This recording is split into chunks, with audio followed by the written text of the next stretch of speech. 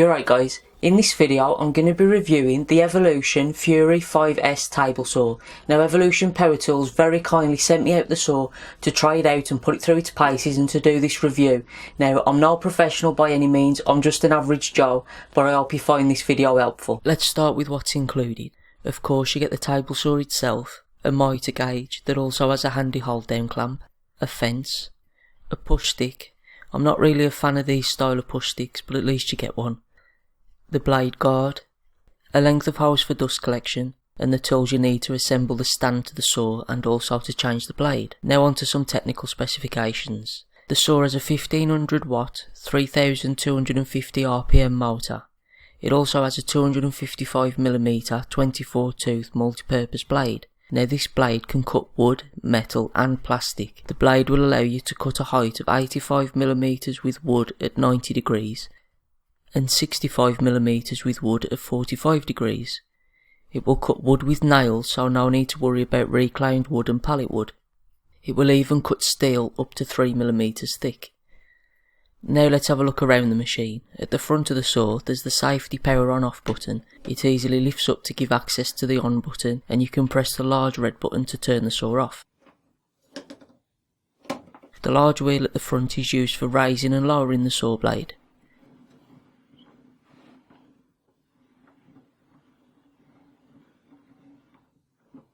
To change the blade angle, you need to undo the knob above the wheel at the front. Then you can push in the wheel to engage the teeth and turn it to change the angle of the blade.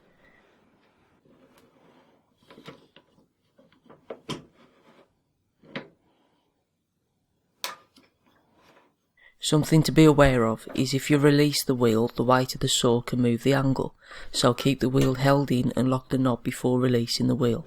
On the left hand side of the saw there's a space to easily store the power cord and the included push stick. At the back of the saw there is just the dust extraction port. The included hose connects at the side and then up to the blade guard on the saw itself. You can then attach your vacuum hose. The dust collection on this saw is quite good. It doesn't get everything, but it's better than nothing. On the right side of the saw there's some very handy storage space for an extra blade and the including tools to assemble the saw and change the blade. The top of the saw is great. I really like the completely flat surface, it's a lot slicker. The table saw fence slides very well on the track. On the right hand side of the blade, the fence can allow a cut from 0 to 51cm in the taller position and 0 to 47cm in the lower position. To the left of the blade, the fence will allow a cut of 0 to 37cm in the taller position and 0 to 33cm in the lower position.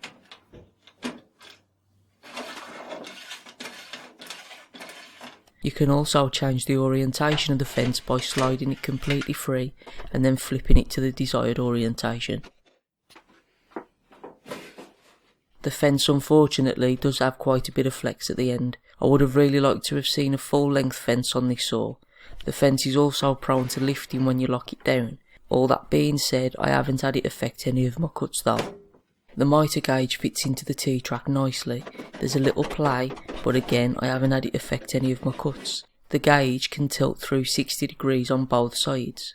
You can change and lock in the angle by loosening the knob at the front.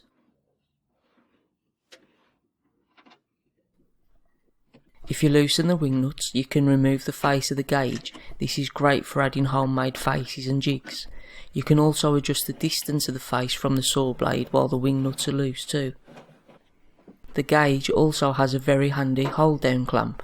The clamp has some soft gripping material which really helps keep hold of the workpiece, and it also helps to not leave any marks. The clamp fits in the back of the gauge and is secured with a small knob.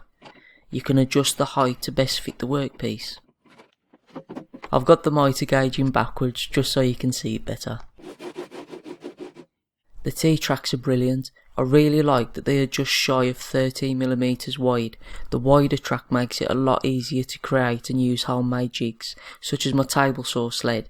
It allows plenty of room to secure the runners you make without splitting them. The insert around the saw blade is very easily removed with a single screw at the front. With the insert off, this gives you access to change and adjust the blade and riving knife. The ledges and simple screw at the front makes it easy to make your own inserts too. I will be making a zero clearance insert for it soon. This is the first time I'll be leaving the roving knife on my saw. I love how it's lower than the top of the saw blade. This means I can make grooved cuts that don't catch on the roving knife at all. I usually remove them because of this, but I don't have to with this saw, which is great. The roving knife does help prevent kickback, so I prefer to keep it attached when I can. The blade guard is very easy to install. It fits onto the roving knife and then push through the bolt and secure with a wing nut. Now me personally, I always remove the blade guard on the table saw. I can't recommend that you do the same thing. It's a very important safety feature at the end of the day. It's there for your protection. It's just my personal opinion that I prefer to see the blade all the way through the cut. It also makes getting some good footage for YouTube easier too. You can see the blade in the cuts and I think that looks nicer. But please follow all the safety instructions that come with every tool. Okay, let's see it in action. I'm cutting 18mm plywood, and as I mentioned, the mitre gauge is giving me good results, even with that slight bit of play.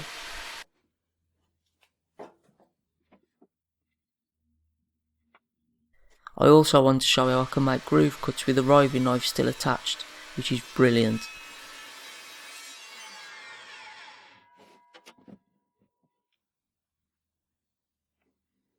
And finally, I just want to show how the saw copes with some 3mm thick steel.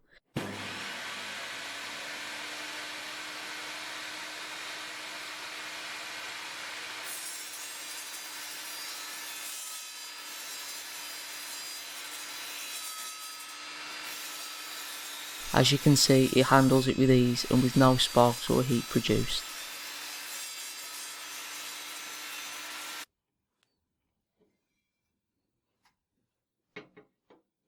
So that's it then guys, I think you'll agree that it's a very impressive table saw. Couple of downsides to it. One, the fact that the fence flexes on the backside. Ideally, I would have liked to have seen a full length fence if possible.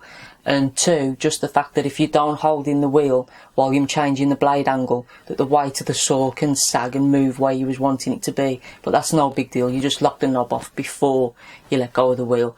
The positives really do outweigh the negatives on this saw. I'm really impressed with how powerful the saw is. I've got the older model too, and that's got the same wattage motor, but I can feel a big difference when cutting on this saw. I've been cutting a lot of 2-inch walnut and it's fled through this one, whereas it seemed to get bogged down a little bit on the older one. It's the little differences as well that I really like with this saw. I like the fact that the T-tracks are just that much wider. It makes it so easy to make your runners for your jigs and your sleds and stuff like that. It's those little differences that I think make the difference when you're looking to buy a saw. Another little difference that I'm actually really pleased with is the insert plate. If you cut thin strips, you'll know about them dropping down by the side of the blade and even sometimes getting thrown back at you.